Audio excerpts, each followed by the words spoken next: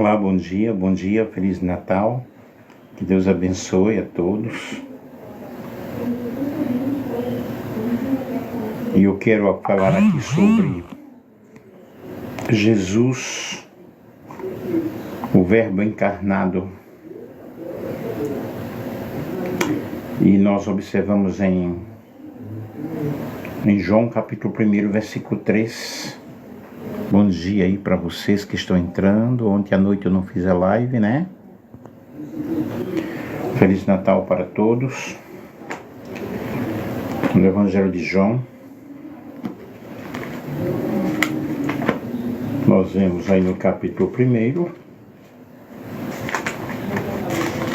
versículo 3.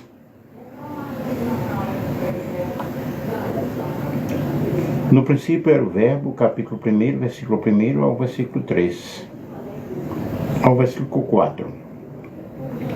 No princípio era o Verbo, e o Verbo estava com Deus, e o Verbo era Deus. Ele estava no princípio com Deus, todas as coisas foram feitas por ele, e sem ele nada do que foi feito se fez. Nele estava a vida, e a vida era a luz dos homens.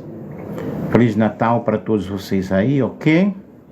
Deixa eu ver, Maria Ini, tudo jóia? Bom dia.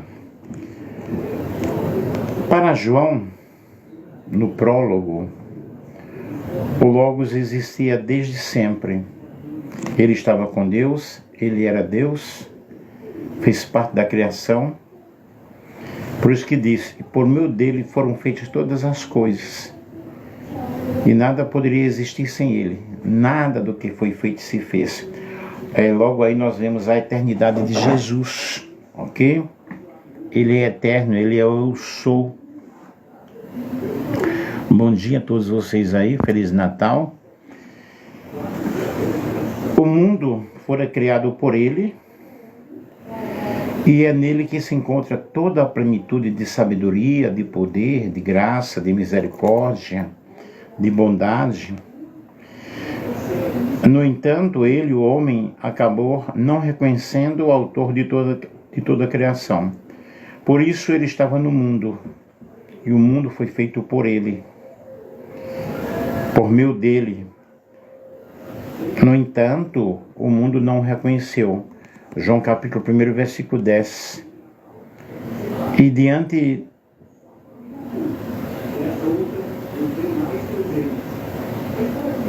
dessa situação, o que é que acontece? Ou seja, o que aconteceu, né? Deus se revelou ao homem, Deus se revelou ao mundo. Deus se revela a um povo, lá no Velho Testamento.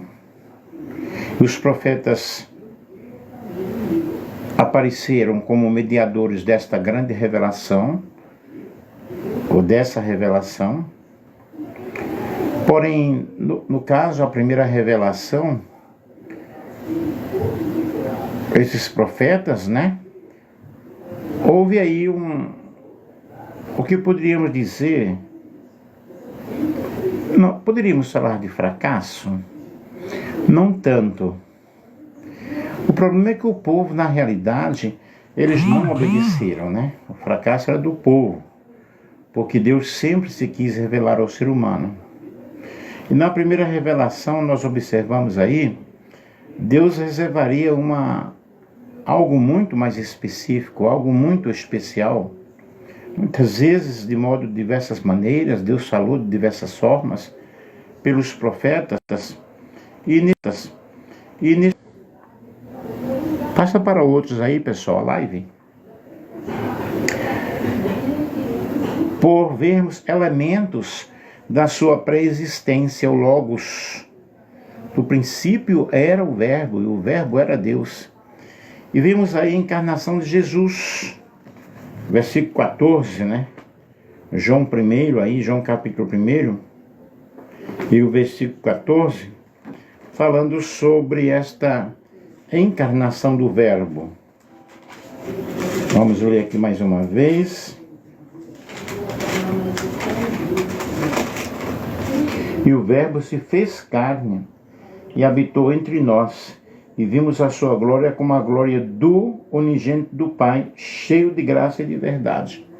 Vocês observem, aí está provando a pré-existência de Jesus, essa encarnação do Logos, e vemos também aí a intimidade de Jesus com o Pai, antes e depois da encarnação.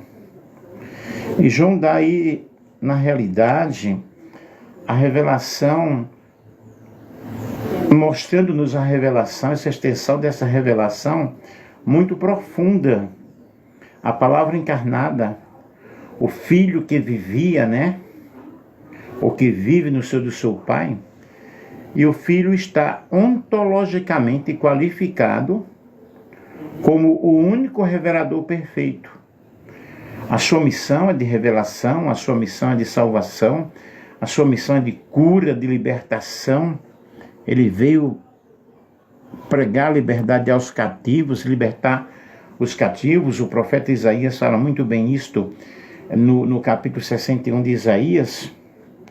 E João explica logo aí no início, no prólogo, o Logos indica originalmente o Verbo eterno, ou seja, o Filho unigênito gerado no seio do Pai antes de todos os séculos.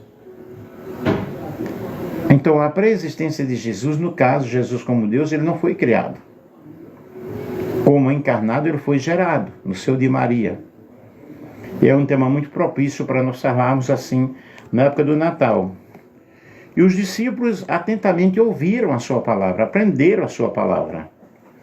Entenderam o mistério de Deus, né, a humanidade, através de Jesus. Jesus traz uma nova experiência, uma nova vida. Ele inaugura um período enfatizando o amor. Porque no Velho Testamento era olho por olho, dente por dente. Agora vem Jesus dando ênfase à expressão do amor e tratando com o interior do ser humano. A lei tratava muito com as coisas exteriores. Porém, a graça, a perfeição de Jesus, a verdade, trata muito com aquilo que está no interior da pessoa. Compartilhem com outras pessoas aí, pessoal. Feliz Natal para todos vocês que estão aí entrando, ok? E ele serve, ele age humildemente. E como Deus o ungiu pelo Espírito Santo, fazendo dele realmente o autor da salvação e curando as pessoas que estavam sob o império das trevas, sob o domínio de Satanás, porque Deus estava com ele. Atos 10, 38. Dei-vos exemplos para que eu vos fiz, como eu vos fiz, vocês façam também. Aí nós vemos em João 13, 14, quando ele está fazendo ali, lavando os pés dos discípulos, essa revelação de grande humildade, esse gesto de humildade. E nós vemos aí, no princípio era o Verbo, e o Verbo era Deus. Só que agora aqui ele está explicitando a palavra, ele está explicitando a verdade, explicitando a humildade. Bom dia para todos vocês, um abração. E a revelação de Jesus aí, a encarnação de Jesus, nós vemos a presença, a ação de Deus através da vida do seu Filho. Jesus, na realidade, é a testemunha plena, a testemunha total. Ao se encarnar, ele assume a vontade de Deus, ele assume a vontade do seu Pai, o seu plano de salvação, o seu projeto de salvação. O Filho assumiu a natureza divina e humana. Como Verbo divino, ele fala segundo a linguagem do Pai. Como Verbo encarnado, ele fala segundo a linguagem humana. E Jesus, na sua humanidade, ele sentiu sede, privações, passou por tristezas profundas, por depressões, fome. Tudo o que um ser humano sente, ele também sentiu, porque ele era humano. Portanto, Jesus é Deus que, pela linguagem humana, transmite o ministério do Pai, isto é, o ministério divino, e é revelado por proposições humanas. Nós vemos aí a fé apostólica, testemunhou que a palavra eterna se fez, né? O Verbo se fez carne e habitou entre nós. Não temos dúvida aí da encarnação do Verbo, que representa um caso privilegiado. Em Jesus, nós vemos o próprio Deus manifestando-se ao ser humano para viver os problemas do ser humano, para enfrentar as situações e para mostrar-nos que ele, como ser humano, ele venceu o mundo. Ele disse, olha, no mundo vocês terão aflições, porém tenham um bom ânimo, eu venci o mundo. E nesse sentido, Jesus conhece o Pai a partir da própria pessoa de Deus.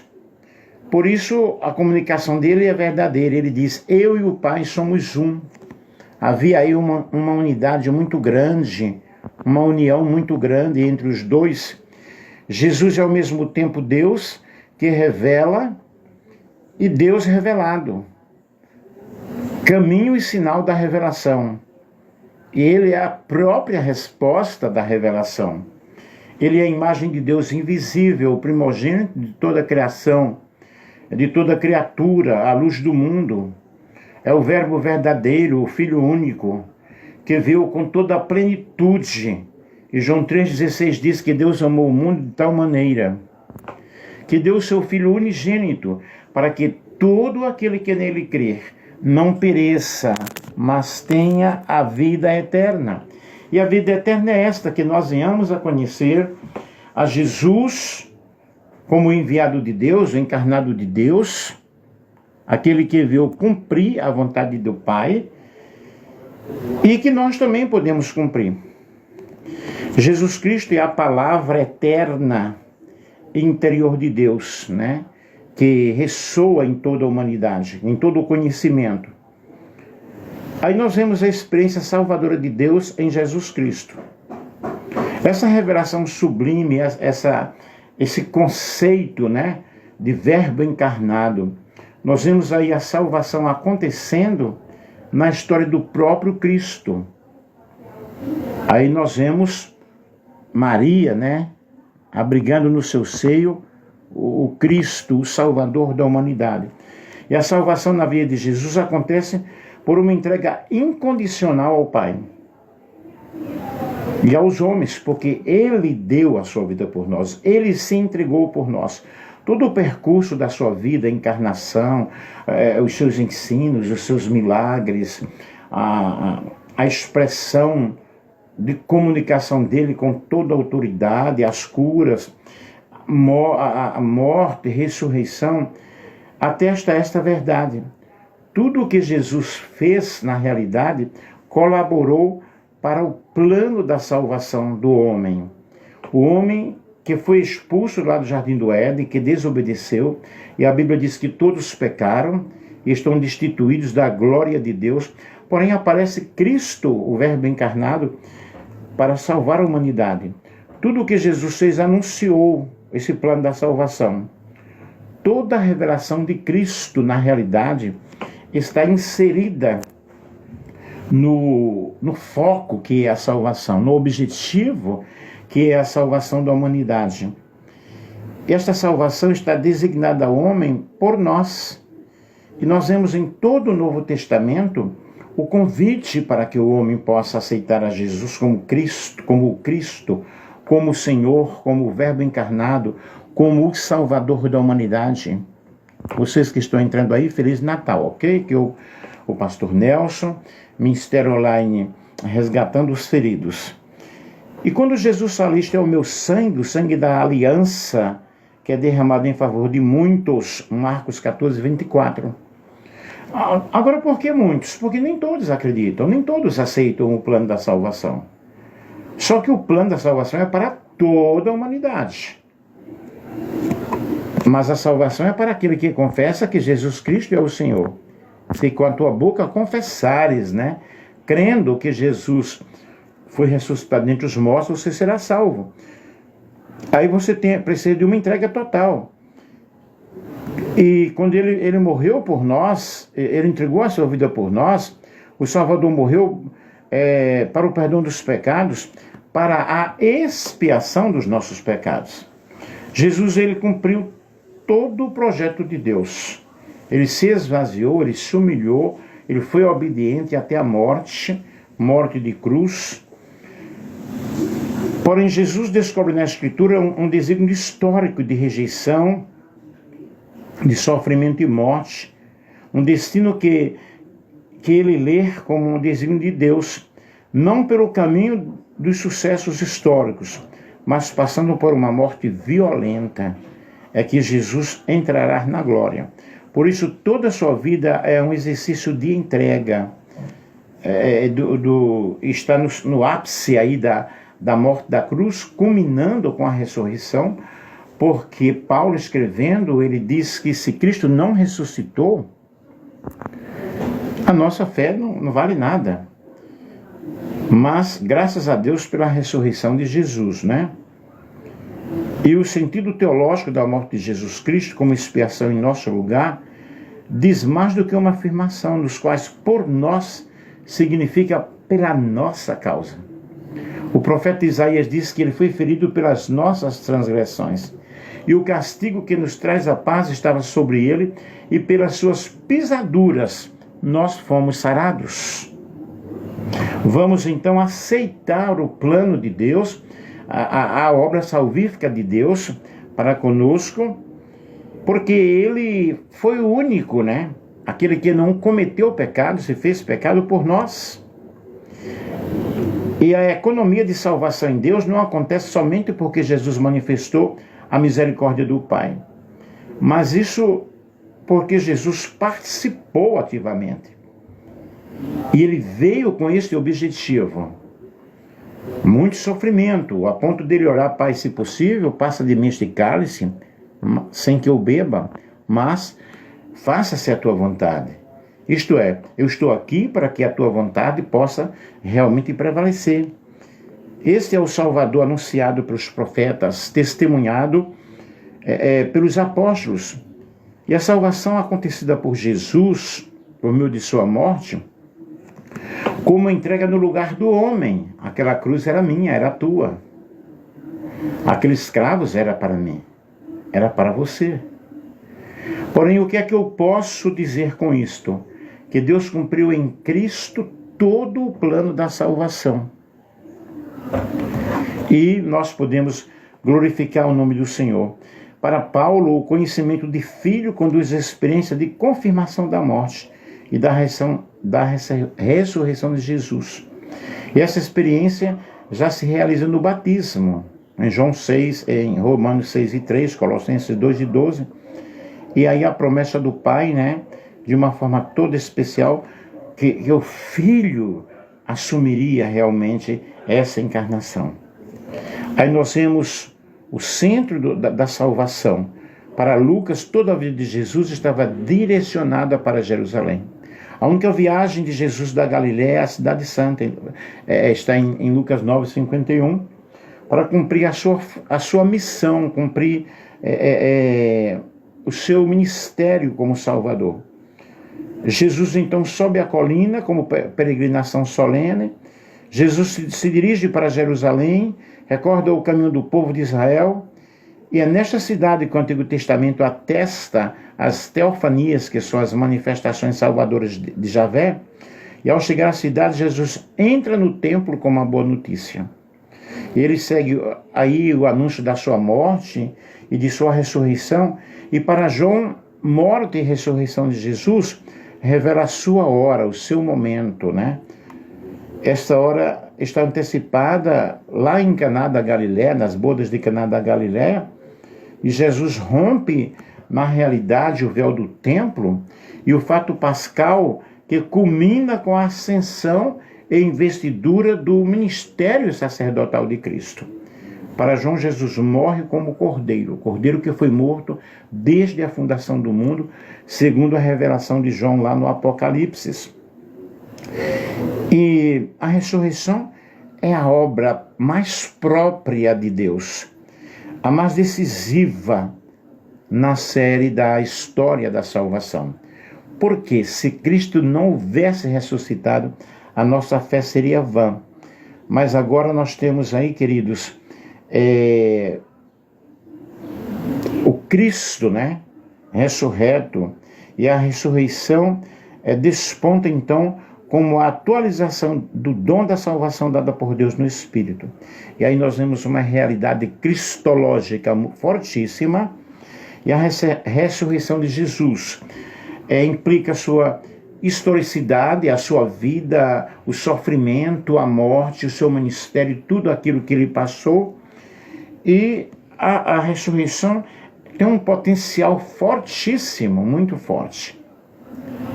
Quando Paulo, na realidade, diz que a nossa fé seria vã, porque se ele não houvesse ressuscitado, seria simplesmente uma pessoa que morreu na cruz, desceu à sepultura e não aconteceria nada. Mas, não obstante, a ressurreição é fruto da iniciativa do Filho. Ressuscitou, não está aqui. Ele não está aqui. Ele ressuscitou.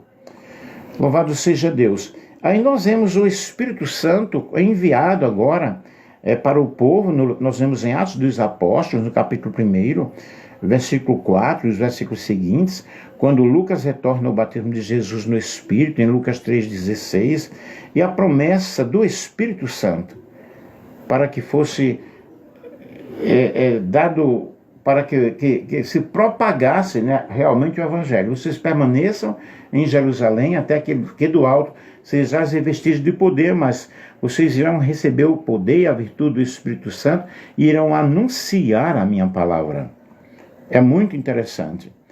E nós temos aí a ação do pneuma, esse fenômeno super extraordinário, fenomenal, que acontece com a evidência do Espírito Santo, o derramamento do Espírito Santo, aí essa manifestação do Espírito Santo, e Lucas destaca a grande necessidade do Espírito vir de Deus, da sua força santificadora, porque é o Espírito quem santifica, é o Espírito quem guia, quem protege, quem fala, mas o próprio Jesus já havia prometido: olha, eu não vou deixar vocês órfãos, mas eu enviarei o Espírito Santo. Assim nós vemos aí o pneuma que coloca o futuro escatológico da atualidade cristã, e essa realidade plena acontecendo através de Atos capítulo 2, quando fala do derramamento do Espírito Santo. E a atuação do Espírito Santo na comunidade cristã é algo fenomenal, é um dom especial de Deus. E no Pentecostes assinala um momento em que o Espírito do Cristo glorioso é transmitido àquele pessoal que ali estavam reunidos. E nós vemos, agora o Espírito é conferido aos crentes para que testemunhem em Cristo, como relata Lucas, mas recebereis uma força, a do Espírito Santo, que descerá sobre vós, e sereis minhas testemunhas em Jerusalém, em toda a Judéia e Samaria, até os confins da terra. Atos capítulo 1, versículo 6. Ele também terá o dom de purificação do homem. Receber o Espírito, aquele a quem perdoardes os pecados, ser-lhe-ão perdoados. O Espírito agora vai dar a continuidade, né? O Espírito Santo, quem convence o homem do pecado, da justiça e do juízo. E esse Espírito Santo, ele está presente, né? É propriedade do Espírito. Esta propriedade do Espírito liga-se à natureza profunda, ao que é mistério de Deus, ao fato de que ele é único. E Jesus agora está entre nós através do seu Espírito Santo. Portanto, o Verbo encarnado, ele veio para trazer salvação à humanidade. Esse Verbo encarnado, ele sofreu, passou por todo o período de sofrimento, chegando à morte, ressurreição, e agora entregando-nos o Espírito Santo. Jesus, na realidade, é a maior revelação de Deus para com a humanidade, que estabelece uma comunhão, uma perfeição total através do seu sacerdócio. Ele é o único mediador entre Deus e os homens, tá? E em Jesus Cristo nós vemos o próprio Deus vivendo na terra através de Jesus. E Jesus é o Deus que fala, o Deus que revela, o Deus que se manifesta, o Deus que perdoa, o Deus que traz salvação, o que redime o homem do pecado do mundo, pois morrendo como cordeiro pascal, ele santifica o homem. Nós passamos pela santificação, aceitamos a Jesus como nosso único e suficiente Salvador, o processo da regeneração, da entrega, né, das nossas vidas. E Deus, Ele falou pelos profetas e ultimamente falando-nos, né, nos falou, nos faz conhecer pelo seu próprio Filho e o Messias prometido desde a eternidade. E Cristo agora vive em nossos corações. Cristo vive em nossas vidas. Logo, queridos, que neste Natal você possa, na realidade, experimentar o poder do próprio Cristo, a plenitude da salvação de Deus, e você possa aceitá-lo como Senhor e como Salvador da nossa vida. Aí nós vemos aí o verbo latino encarnare, significa fazer carne. Quando dizemos que Jesus Cristo é Deus encarnado, queremos dizer que o Filho de Deus assumiu de forma carnal e corporal. E isso aconteceu na realidade de Maria, mãe terrena de Jesus, e ele não deixou de ser divino, embora Jesus tinha se tornado totalmente humano. Hebreus 2:17. Ele manteve-se na sua posição divina, mas obedeceu o seu chamado, a sua missão. O foco aí era realmente a salvação da humanidade. Portanto, que neste Natal, né, hoje é o dia de Natal, na realidade não há uma comprovação que Jesus nasceu em dia 25 de dezembro. Porém, o que nós podemos fazer é comemorar, né? Em qualquer dia nós teremos que comemorar. E que você possa deixar Cristo entrar no seu coração, na tua vida, de uma forma maravilhosa, específica, deixando o Filho de Deus assumir o completo domínio da tua vida. Ok? Um Feliz Natal, que Deus abençoe, em nome de Jesus. Espero que você tenha gostado aí da explicação.